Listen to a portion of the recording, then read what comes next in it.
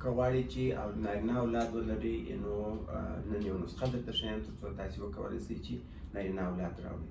دا نسخه پر 8 ځوانانو او لوړ عمر لرونکو اشخاصو تجربه کړې ده. ټول تعالی پاک جل جلاله په هغه اول وارې باندې نارینه اولاد ورکړی دی. په دې خو مو مخکې خبرې کړې وې چې د ماشوم د جنسیت ټاکل یوازې په پلار پورې اړه لري. مور په دې برخه کې کوم مثبت او منفي رول نه لري. ډاکټر او درمل صرف سبب دی مګر ورکوونکی یوازې قادر ذات دی.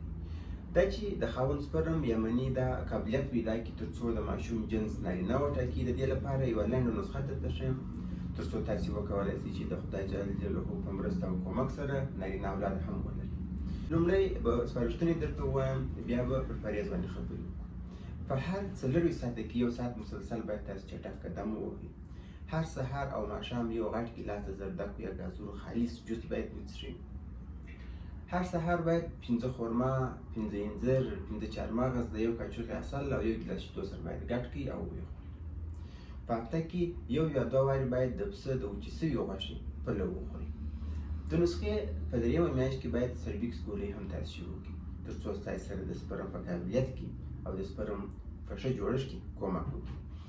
که چیرې تاسې د سربیکس ګولۍ پر ځای باندې فوریبیان زایډم استفاده کولی شئ. مطلب دا چې په هغه کې مولټي ویټامین شامل دي. د سپارښتنو په اخر کې به یوه خبره دا هم درته وکړم چې د میرمنې میاشتنۍ عادت ته هم باید متوجه اوسئ تر څو په دې 6 میاشتو کې په مسلسل شکل باید نورمال واوسي، چې په اخري میاشت کې بیا د حمل اخیستلو لپاره تاسې تصمیم ونیسئ او د حمل په اخیستلو کې مشکلات پېښ نه شي. او که چیرې د میرمنې مریضي غیر نورماله وي بیا نو په حمل اخیستلو کې مشکلات پیدا کېږي. اوس به پر پرهیز باندې خبرې وکړو. د سپارښتنو باوجود تاسې باید ښه پرهیز هم وکړئ تر څو بهترین نتیجې ته ورسئ. هر څه مخکې به یو سخت پرهیز دا کوئ چې په هفته کې به یوه شپه یو یا څو وارې جنسي مکالمات کوئ. دا په دې خاطر چې د منیو یا سپرم د جوړېدو ټولې پروسې په 6 ورځې کې پوره کېږي. نو سپرم باید په ښایو کې پاتې شي تر څو ټولې پروسې ورباندې جاري او تکمیلې شي.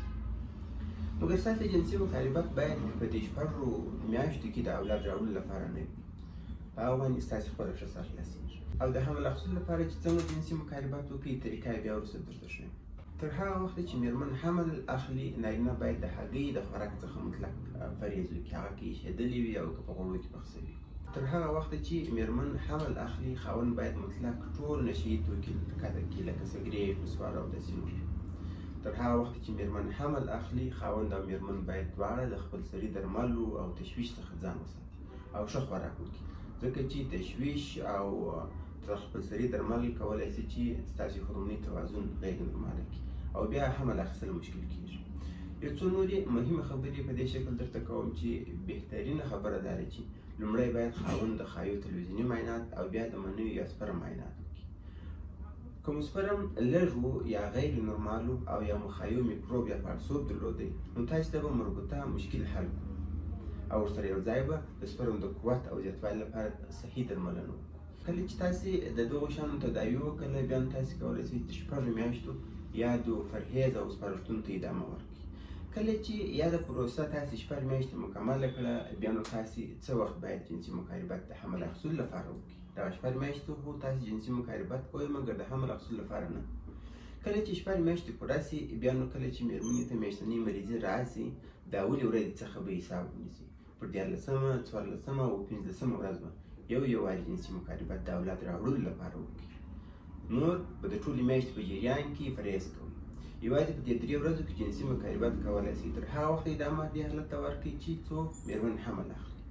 یوه خبره مو په یاد وي چې یاد نسخه حد اقل 6 میاشتې وخت غواړي، چې یو خو به 6 میاشتې ټولې خبرې عملي کوو یا ورسره یو ځای به 6 میاشتې نتیجې ته انتظار کوو.